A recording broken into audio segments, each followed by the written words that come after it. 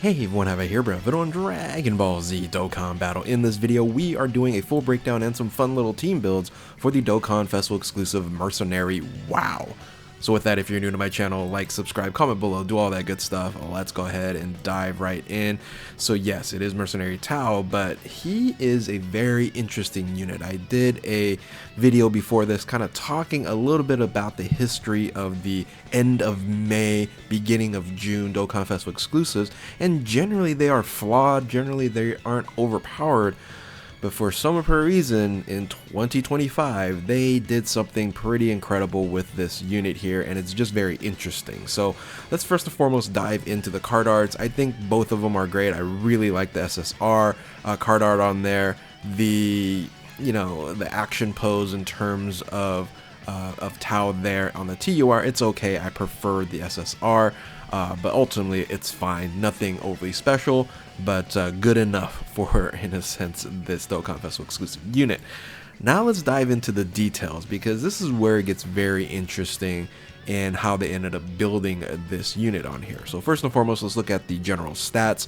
17.3 for HP, 16.2 for attack, and 11.750 for defense. A little bit in the kind of average to even, you can say, below average in terms of the stats, especially in 2025. I would have liked to see this a little bit higher on everything, but ultimately they make it up in the passive skill. But before we dive into there, the link skills aren't going to be very good. So this is one of the flaws in this unit here, is it just doesn't link with many other units. However, again, standalone wise, it's a fantastic unit. And then categories is very limited. Right now, a lot of these teams aren't very relevant. Some of them are, of course, and we'll talk about, of course, the new category in mission execution. So let's go ahead and move into the leader skill and super attack and passive skill here.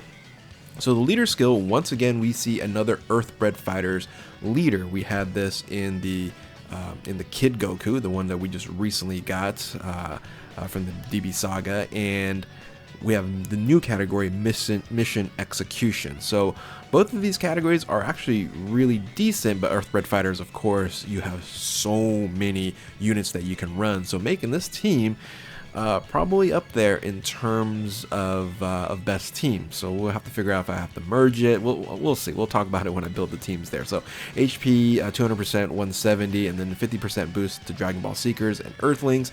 This is where I would have liked to see a double triple, because Earthlings in of itself doesn't, and Earthbred Fighters doesn't really link up any of the OP units like for Gohan or any of the Saiyans, right? Gohan, Hybrid Saiyans, or Pure Saiyans. And of course, Dragon Ball Seekers does work out a few of these units, but ultimately this is a okay leader skill, but I would love to see an additional third category for the 50% boost. But the super attack here, it is massively raises attack, no defensive boost for one turn, and causes immense damage to enemy and lowers attack and defense. So what we've seen generally in the last several years, right, we see a lot of the super attacks here boost up at least attack and defense, but they said, you know what, we're just going to massively raise attack for one turn, but then we again make it up in this passive skill here. So this is a very interesting passive skill and passive dynamic here. So first and foremost, let's look at how this unit builds up. So activates interest animation when there's another mission execution category ally on the team. This is very important. If you're going to run Tao here, you have to make sure there's another mission execution unit on the team, because it does provide a huge benefit in terms of the damage mitigation and crit, and then also 100% to attack. This is infinite boost here, and then for one turn you are going to change physical key spheres to rainbow key spheres, because you're gonna need those in a attack boost, and then you stun all enemies for one turn, much like Jocko and Chaozu way back when. For those who use those units in World Tournament like I do, it's very strong and beneficial. And then especially if you're like doing Super Battle Roads, this unit here can probably just solo a majority of super battle roads right now. So so yes, make sure that you do have a mission execution. If you don't, you are going to be missing out on a huge benefit in crit and damage reduction of 50%, which in a sense you need, because we're really not going to have too much damage or defensive boost. So attack and defense 200%, damage mitigation 30%, which makes this 80% is what we have here for the entire battle, as long as you have this again. And then medium chance of performing critical hit, which is 30% as well, which gives you another 50% here, another 80% crit and 80% to damage reduction.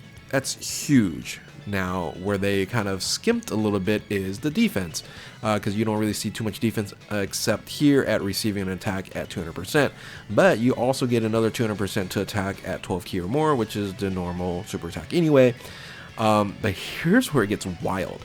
For every rainbow key sphere obtained, 200% to attack, not just one. They just said, you know, we're gonna give you a nuking mechanic here, because if you get 5, right, it's difficult to get 5, but if you can get 5, it's 1,000% to attack. That is absolutely crazy. Oh, but there's more. So when receiving an unarmed super attack, great chance of nullifying and countering with tremendous power. But if the target enemy is stunned if their ability to get stunned is active, right? So you have this crazy turn here and you go, okay, I'm going to stun you. If you get 5 rainbow key spheres, you're going to get 1,000 there, and then you can get another 500% to attack, guarantee crit, which you really kind of don't need it because you already have 80%, and then if your HP is under 70% or less, another 500% when they are stunned. So if you have a stunned unit, you are absolutely going to wreck the enemy. Like, it's crazy. It'll be very interesting to see what that stat looks like, testing it out on a stunned enemy with 5 rainbow key spheres and under 70% HP. Be pretty wild. On top of that, you do have this nice little benefit here as well. Again, you can stun again, as long as the enemy can be stunned, and then causes ultimate damage enemy, so free active skill here. But then you also have the ability to change the STR and physical or int key spheres to rainbow key spheres to help you with that, you know, boosting of the attack percentage there. So activation condition here can be activated with Dragonball Seeker's Kamehameha enemy, or when all our allies are attacking as mission execution characters once only.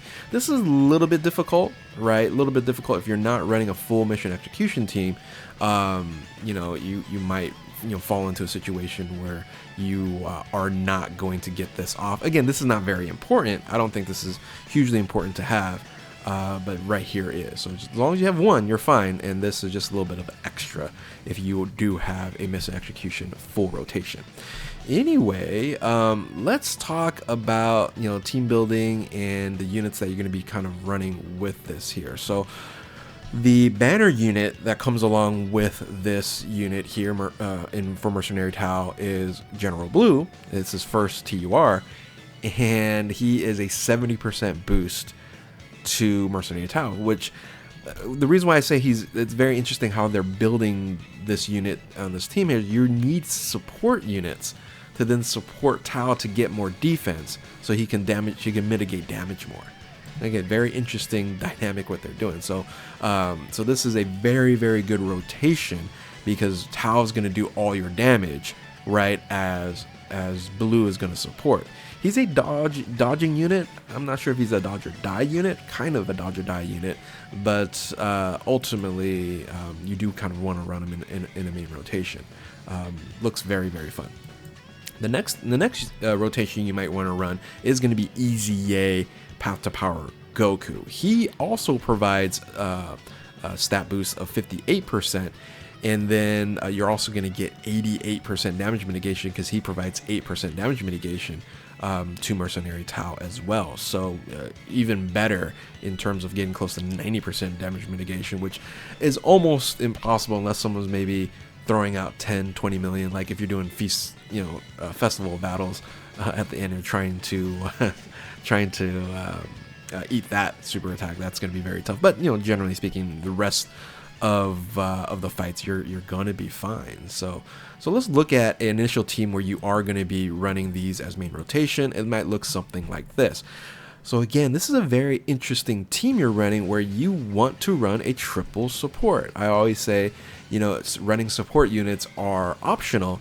On this Mercenary Tao team, Mercenary WoW is what I call him, it's almost requirement. Like every unit on here except for Mercenary Tao is supporting Mercenary Tao, right? Blue, Goku, Glorio. I do have Mai on here because she provides 60% boost, but she's definitely iffy. She's definitely dodge or die.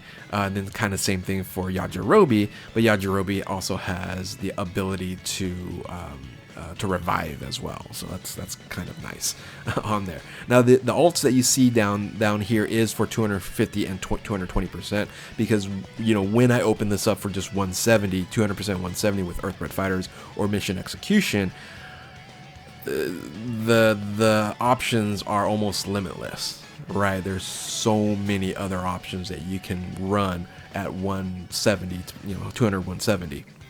But these are some of the units on here, and most of these are supportive units, right? But a combination that it might be a better rotation could be something like this, right? When you're gonna have the new Kid Goku, the AGL one, in the main rotation and in the first position, and then Path to Power Goku running as a floater to then support Tao, and then Glorio, and then you have the 60% boost of there. Now, the problem here is, right, Path to Power Goku isn't a mission execution unit.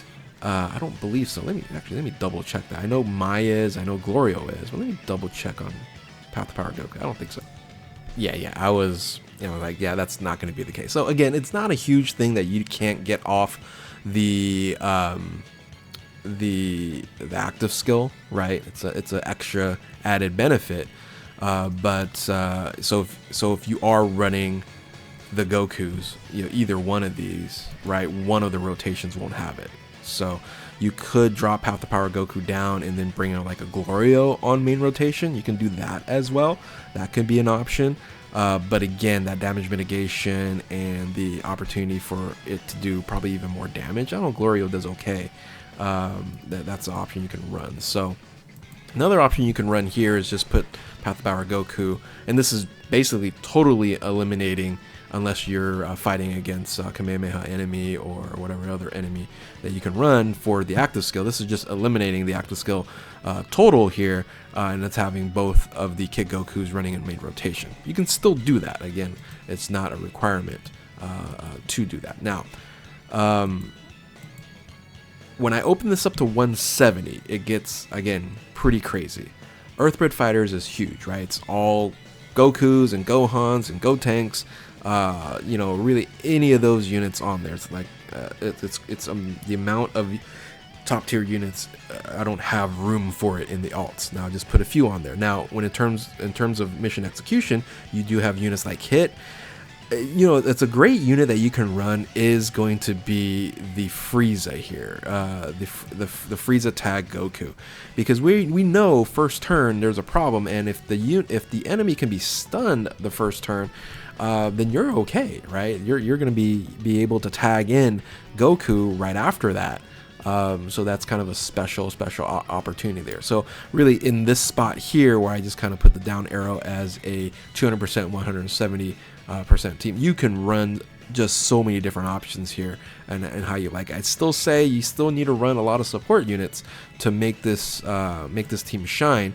And again, you can maybe switch gears here and put this unit up here versus in this put blue here and put Path to Power Goku down here. But again, up to you. I like the damage mitigation and more damage in general, right? So, but ultimately, yeah, this team is very interesting, very fun that you can run. Various different variations.